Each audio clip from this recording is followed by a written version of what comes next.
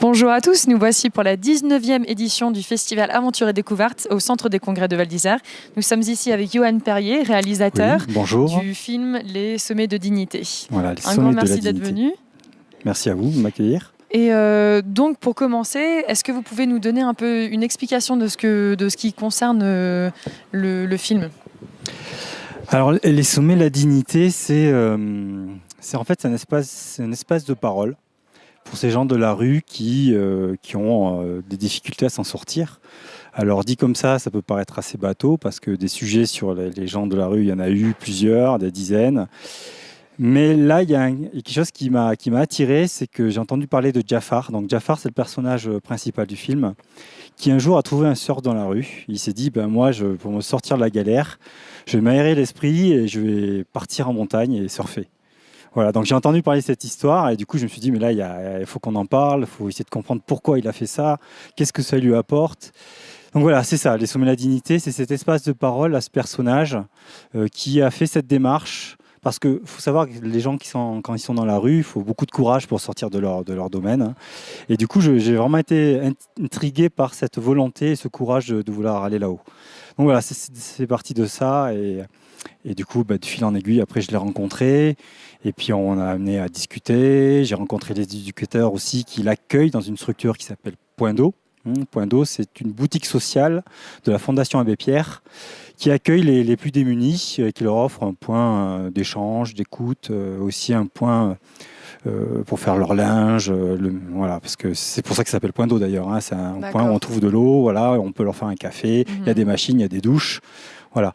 Donc Jafar, je l'ai rencontré dans ce contexte-là de Point d'eau, avec son surf, avec sa combinaison de ski, et puis on a commencé à discuter et à émerger donc l'idée de ce film Les Sommets de la Dignité, qui s'appelait pas du tout comme ça au début. J'avais aucune idée du titre, évidemment. C'est souvent à la fin qu'on trouve le titre, surtout dans un film où, justement, comme je disais tout à l'heure, aborder un sujet à caractère social n'est pas toujours évident. Ça peut être aussi un peu casse-gueule. On peut vite tomber dans le caricatural, on peut vite louper le sujet, on peut vite aussi avoir des gens qui ne parlent pas et qui ne s'expriment pas. Donc voilà, le titre, je l'ai trouvé parce que les gens, par chance, se sont exprimés et ont dit ce qu'ils avaient à dire. Et Jafar a été, pour moi, quelqu'un d'exceptionnel dans ce film-là, quoi. Voilà. Ce que je trouve intéressant, c'est que souvent on dit que la montagne c'est réservé aux plus fortunés. C'est quand même des sports qui sont plutôt chers pour y rentrer. Et Jafar, justement, lui, il a surmonté quand même pas mal d'étapes, j'imagine, pour pouvoir faire du snowboard ou du surf en montagne. Alors, c'est vrai qu'il y a deux choses. La première, c'est Jafar, il est allé en montagne, pas parce qu'il a des moyens, parce que oui, pour la montagne, il faut être un petit peu fortuné. Ça, c'est une réalité. Pour pratiquer le sport en montagne, il faut être un peu fortuné. À part la rando, on peut quand même s'en sortir. Et encore faut-il, il faut habiter en montagne pour y aller. Jafar, il prenait le bus en fraude. Il allait soit dans les soutes, soit il se cachait derrière les sièges. Les portiques des remontées mécaniques, il est passé par-dessus. Il fraudait tout le temps, quoi.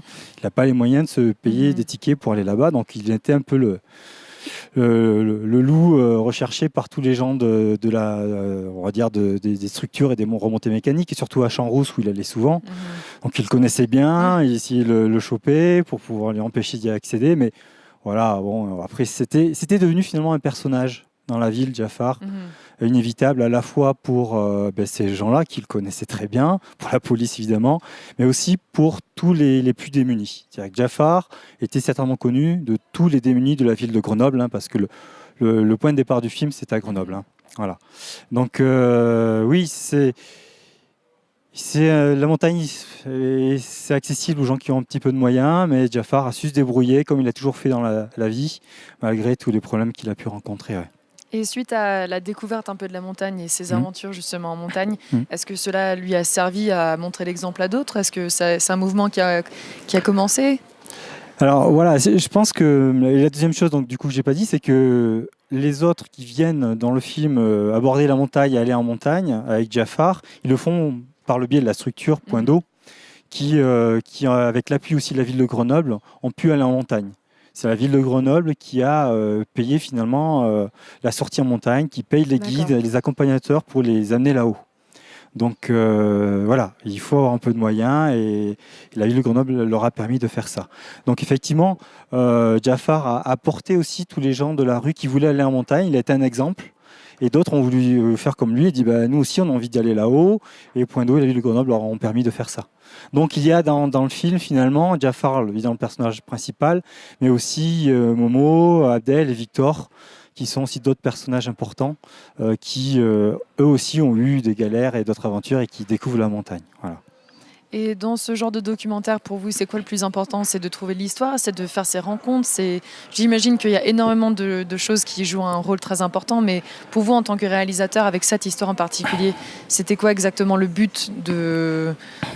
Vous essayez de montrer quoi exactement? La question. Non, c'est pas la question. Alors, c'est pas la question piège, mais c'est une question qui est évidente et qui est essentielle quand on fait un sujet.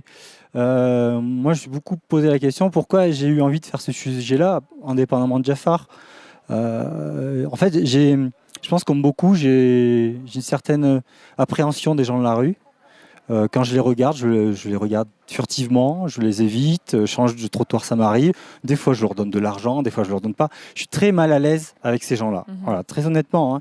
Voilà, je suis bien habillé, j'ai ma petite chemise, et eux, c'est pas le cas. Donc, voilà, je ressens un malaise quand je les rencontre. Et je pense que j'ai eu envie justement de réellement les rencontrer et discuter. Et je pense, au fond, après avoir fait le film, c'est ce que je me suis dit, c'est que ce film-là, je l'ai fait aussi pour moi quelque part, comme c'est souvent le cas quand on fait un film. Voilà, ça c'est pour le fond. Après, peut-être que l'idée initiale, c'était de me dire, j'ai envie que le Jafar fasse passer son message. Je sentais qu'il avait envie de dire des choses et que le message qu'il avait à dire, il fallait qu'il soit entendu à la fois par le grand public, qui justement, comme moi, ne regarde pas ses plus démunis, même si l'impact, je pense, reste très limité, mais aussi, et ça je pense c'était essentiel, que ce film puisse être vu par justement les plus démunis. Et j'ai senti que Jafar avait envie de dire tout ça, tout ce qu'il va dire dans le film, il a envie de le dire auprès des plus démunis, parce qu'il faut savoir que quand on a présenté le film à Jafar, enfin le projet de film à Jafar, il a compris qu'il allait être diffusé notamment en rencontre du cinéma de montagne de Grenoble, c'est 3000 spectateurs. Il a compris qu'il y aurait des gens de la rue qui allaient venir le voir, ce qui a été le cas. Hein. Il y a plus de 200 personnes de la rue qui sont venues voir le film. Alors c'est assez marrant parce qu'ils l'ont fait en fraude alors que l'entrée était gratuite. Voilà, ils passaient plus sur les barrières et tout. Et là, Jafar a vraiment compris que son message pouvait être entendu par ces gens-là. Et le film tourne d'ailleurs aujourd'hui dans les boutiques sociales, dans les lieux où il y a ce public-là. Et je pense que le premier public, il était là. Et moi, j'avais envie justement que ce soit, comme je le disais au début de l'interview, un espace de parole et d'expression pour les autres, pour le grand public, mais aussi pour les gens de la rue qui pouvaient s'y retrouver, peut-être retrouver une certaine volonté, une certaine envie d'essayer de s'en sortir. Même si c'est un film, c'est peut-être toujours ça. Ouais.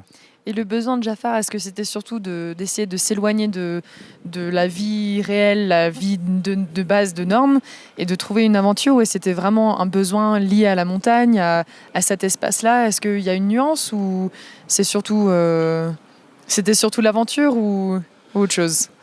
Alors non, Jafar, je pense, il aime bien l'aventure, mais je pense, il le dit lui-même, c'est que quand il est là-haut, il se sent pas comme un rat. Voilà, il dit quand il redescend en ville, à chaque fois, son expression, c'était de dire nous revoilà des rats. On retourne, on redescend la montagne en ville. Donc je pense que sa vraie volonté, c'était justement de ne plus avoir cette étiquette de rat, de SDF ou de gens dans la précarité, parce qu'il n'était plus SDF, Jafar. Il avait réussi à se trouver un petit logement social, sous certaines conditions de ne plus se droguer. Voilà, il pouvait le conserver. Mais non, il avait vraiment envie, je pense, de ne plus être ces rats comme tout le monde. Et puis surtout, il prenait un énorme plaisir de skier, de surfer, malgré son handicap. La jambe, il surfait très, très bien. Voilà. Et donc, à mon avis, il a envie de s'aérer la tête et puis sortir de ce cadre difficile de la rue. Ouais. Tout à fait. Voilà. Et pour vous, les histoires comme celle-ci, c'est ce qui vous attire le plus, ou en général, est-ce que vous êtes plus dans le monde naturel? Vos types de documentaires, c'est quel sujet la plupart du temps? Il y a un peu de tout. C'est vrai, j'ai commencé par des sujets plutôt nature, environnement, donc des films sur des animaux, sur la chouette chevêchette notamment, un film sur le parc des Écrins, des films sur le ski, des films sur voilà, des séries, documentaires, tout ce qui plutôt touche à la montagne. Donc ça, je veux dire, le point commun aujourd'hui sur les documentaires que je fais, c'est la montagne. Mais ça a été souvent sur la nature et l'environnement. Et c'est vrai qu'à un moment donné, on a envie de changer parce que voilà, on a envie de se renouveler aussi. Et je pense des rencontres comme ça avec des gens qui ont eu autant de courage dans leur vie, autant de galères. Je pense qu'à ce moment-là, j'ai senti qu'ils pouvaient aussi beaucoup m'apporter. Même si je pense que le film leur a apporté parce qu'ils ont pu s'exprimer, c'est vrai qu'ils m'ont aussi beaucoup apporté là-dessus. Ils m'ont donné une certaine vision de leur vie qui m'a fait aussi beaucoup de bien. Donc voilà, le point commun c'est la montagne et je suis arrivé à ce film-là parce que voilà, c'était un moment de ma vie où j'avais envie de changer l'environnement et des petites chouettes où j'ai passé 2 ans à filmer une chouette perdue dans la montagne, grosse comme ça. Donc voilà, je me suis et peut-être dit, avoir un lien plus proche avec la personne oui, qui c'est aussi vrai. découvre la montagne. Oui, effectivement, parce que faire toujours l'environnement, à un moment donné, on se déshumanise presque. Enfin, c'est pas le cas, mais j'avais envie de revenir sur un vrai contact humain, une vraie profondeur aussi dans ce qu'on l'on dit, et dans les échanges. Donc, Et vous croyez continuer de cette manière-là avec vous savez pas encore? J'imagine que vous êtes quand même bien dans ce projet-ci, donc ça doit non, être... non. Alors le projet, ça fait déjà un petit moment qu'il est terminé. Ça fait presque 1 an et demi que le film est terminé. Donc il y en a d'autres. Là, je fais des chroniques d'en haut pour France 3 avec Laurent Guillaume. Donc voilà, ça fait partie des choses qui me plaisent beaucoup maintenant parce que je suis justement au contact des gens. Je réalise une émission où Laurent va au contact des gens. Ça, c'est quelque chose qui me plaît beaucoup. Ça m'a toujours plu. Et je trouve que c'était peut-être une transition, les sommets de la dignité, pour continuer sur Chronique d'en haut, avec toujours la montagne en toile de fond, évidemment. Mais on verra ce que la suite me propose. Je n'ai pas plus d'idées pour l'instant. J'ai fait un gros break aussi. Donc, non, c'est vrai que les sommets de la dignité, pour moi, ça marque un break dans ma vie aussi. Donc c'était un peu un coup de massue, le film et ce qui s'est passé à la fin du film. Les gens qui le verront comprendront. Et voilà, donc c'était aussi un break d'1 an dans ma vie. Donc là, vous me retrouvez un peu neuf aussi dans mes envies de réalisation. Donc j'ai pas plus de suite pour l'instant, à part Chronique d'en haut. En tout cas, on a vraiment hâte de voir le film, surtout si ça a eu une importance aussi grande dans votre vie. Oui, entre d'autres choses, il n'y a pas que ça. Mais tout à fait. Voilà. En tout cas, un grand merci d'être passé et on a hâte de voir le film. Merci. Bonne continuation. Merci. À bientôt.